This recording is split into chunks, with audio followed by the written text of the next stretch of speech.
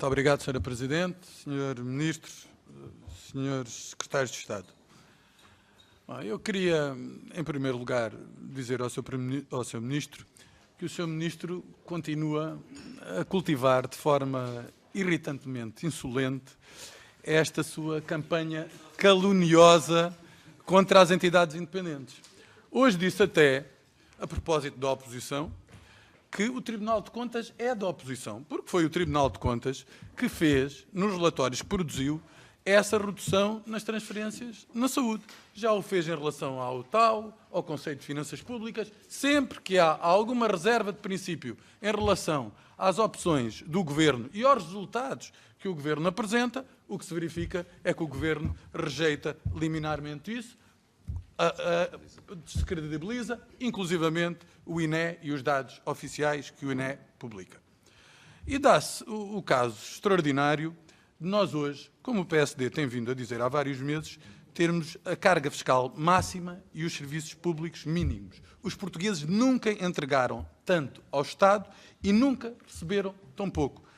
Pagam mais impostos por cada euro de rendimento. E o Sr. Ministro falou abundantemente do IRS e de outros impostos, mas esqueceu-se aquilo que o Governo tem feito, que tem sido uma estratégia dissimulada, uma estratégia pérfida, que no fundo significa empurrar para os impostos indiretos. Aliás, o exemplo trágico do ISP, que cobra mais de 2 mil milhões de euros, para além dos resultados do IVA, que o Governo sempre se demitiu de anunciar à Assembleia da República quanto significava, é bem essa lógica anestesiante que não tem uma visão de longo prazo, mas tem sim uma visão de curto prazo, procurando enganar os portugueses de forma dissimulada, aumentando a carga fiscal para níveis sem precedentes e corroendo aquilo que é o essencial dos serviços públicos. E eu gostava de dizer, pela terceira vez nesta legislatura, dá-se o caso extraordinário de se registrar um grande déficit. Não o déficit das contas públicas a que o PS tragicamente nos habituou, mas sim o déficit do investimento público. Aquele que as forças políticas que dão corpo a esta solução governativa jamais tolerariam, pois diziam castrar qualquer vestígio de crescimento económico e que era essencial para assegurar a qualidade dos serviços públicos.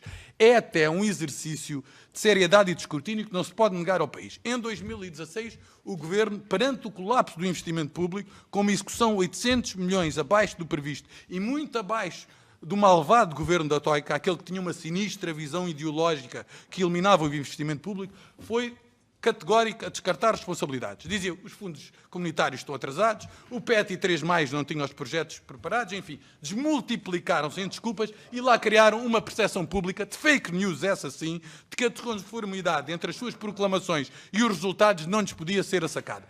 Em 2017, juraram, insistiram, garantiram que seria diferente. Não foi, foi igual. Mais 800 milhões abaixo do orçamentado, um flagrante desvio que foi denunciado e que já indiciava a batota do Governo. E em 2018, pasme-se, não só não foi diferente, como sabemos hoje, foi pior. Sabemos agora que a história se repetiu. O Governo previu um crescimento de 31%, mas realizou, atente-se, saiu o número de cor, menos 175 milhões de euros. Menos 175 milhões de euros, menos 175 milhões de euros do que tinha projetado, menos do que nos piores anos que o país teve que enfrentar. Já se esgotaram as desculpas e, para atingir este resultado, temos assistido a episódios verdadeiramente cruéis, grosseiras dissimulações e desonrosas encenações que põem em causa não só a dignidade do Estado, como também a vida das pessoas, de cada pessoa, desde os mais desprotegidos, seja por força das listas de espera,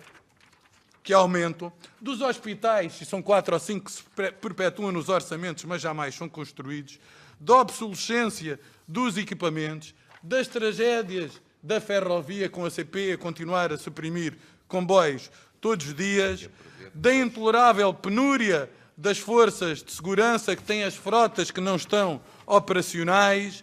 Hoje, o que não deixa margem para dúvidas é que o Governo sacrificou o investimento público e, sacrificando, sacrifica os portugueses, os serviços essenciais e a sua qualidade de vida. E, para isso, recorre a todos os expedientes, desde concursos públicos lançados com preços anormalmente baixos, que ficam, obviamente, desertos, pasme-se, ao atraso à apresentação e respostas para a obtenção de vistos no Tribunal de Contas, a planos de investimento pomposamente apresentados que não são concretizados, aliás, a proposta do Plano Nacional de Investimento 2030 do Governo é a mais sincera confissão do falhanço, pois mais de 80% dos projetos que lá estão inscritos estavam inscritos no PET 3 ou, por outro lado, a notícia que relata que do programa 2020, já um programa revisto em 2016, só 9% em 4 anos é que foi concretizado. O que é realmente preocupante é que os senhores vão investir menos, muito menos que um governo que os senhores diziam ter um complexo com o investimento público. E, por outro lado, a vossa correção estrutural foi mínima. Ouvir o senhor Ministro falar de correção estrutural e estabelecer um conjunto de comparações que não têm lógica nenhuma, são mesmo absurdas. Não apenas no tempo, porque há 6 ou 7 anos ainda muitos desses países recuperavam das crises económicas, por um lado, mas também pela circunstância de muitos desses países não terem problemas crónicos de dívida pública que nós temos e, portanto, não têm que fazer esse esforço financeiro, e o Sr. Ministro arguir com essa circunstância, louvando o seu êxito como se fosse o novo Super Mario, encarnando aqui uma figura mitológica que, no fundo, conseguiu resgatar este país de uma situação que ele já não enfrentava quando o Sr. Ministro assumiu essas responsabilidades. Nós precisamos dizer que não há... Sr. Ministro, eu ouvi-o com muita atenção e o Sr. Ministro pediu silêncio mais que uma vez. Eu gostava que o Sr. Ministro... Pois eu sei que está a falar com o vosso Secretário de Estado. Eu quero é que... Faça favor de continuar, Sr. Deputado, já foi interrompido o tempo, pode continuar. Ao Sr. Secretário de Estado, quando eu não me estou a dirigir a ele, que ele tenha a boa educação de não se dirigir a mim. Eu só pedi a atenção do Sr. Ministro, porque acho que estou a dizer coisas que eu gostava que o Sr. Ministro me viesse a responder. Muito bem, continua, Sr. Deputado. Continua, Sr. Deputado. E nós não estamos só a falar dos grandes investimentos, os de grande vulto. Estamos a falar da mera reposição de capital, das escolas que ficaram de fora do festim do parque escolar a cair aos pecados decrépitos, dos taxos que não são substituídos, da ruptura dos estoques de medicamentos que existem por todo o país, da locomotiva que já esgotou a vida útil, perde o motor, deixa os passageiros apiados e expõe ao ridículo a vossa governação. Pequenos investimentos que são necessários para manter o estoque de capital, nem sequer para elevar o nível do serviço público, mas pelo menos para o preservar. E se vierem a cumprir o que respeita ao investimento público, o que previram para 2019, ainda não fizeram uma única vez, ainda assim ficarão mais 3 mil milhões de euros na legislatura aquém do previsto. O que, em ordem de grandeza, é mais ou menos o embuste sobre os combustíveis, da taxa de carbono, que revelaram toda a crueldade social quando o preço subiu, na lógica de impostos indiretos, a que as pessoas desatentas e de boa fé não conseguem acompanhar um governo tão insuportavelmente dissimulador e que revela nas opções fiscais insensibilidade social, pois paga o rico, o pobre ao remediado. Sr. Ministro, o retrato idílico já toda a gente conhece, mas ele não tem, infelizmente, suporte nos dados. Veja, por exemplo, os resultados anunciados pelo INE em parceria com a Eurostat a respeito do PIB per capita em paridades. Poder de compra, isto é, o que cada um pode adquirir com aquilo que produz. E o Sr. Ministro, que é um eminente economista, sabe bem que esta métrica é ela mesma muito precisa.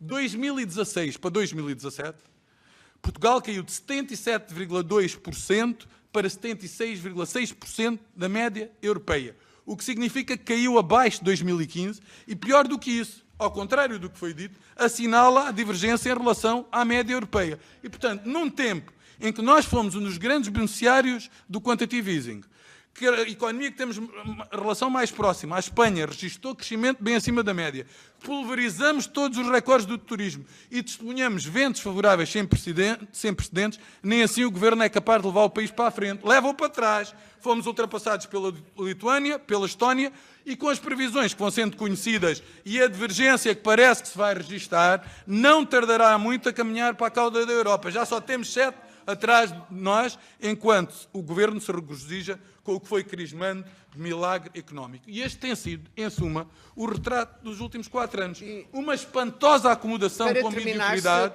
uma legislatura em que se perderam oportunidades, sem fôlego reformista, numa minuciosa articulação que visou a sobrevivência política, retratando essa sobrevivência, essa mera sobrevivência, como um êxito retumbante e tentando ofuscar o futuro que se nega ao país. Aliás, o futuro que se nega na educação, como ficou visto no orçamento, que se repudia na consolidação orçamental sustentável, que foi pouca, e ainda menos com a qualidade do crescimento e com os pressupostos para que tracemos um caminho de convergência e não divergência. Muito obrigada, Sr.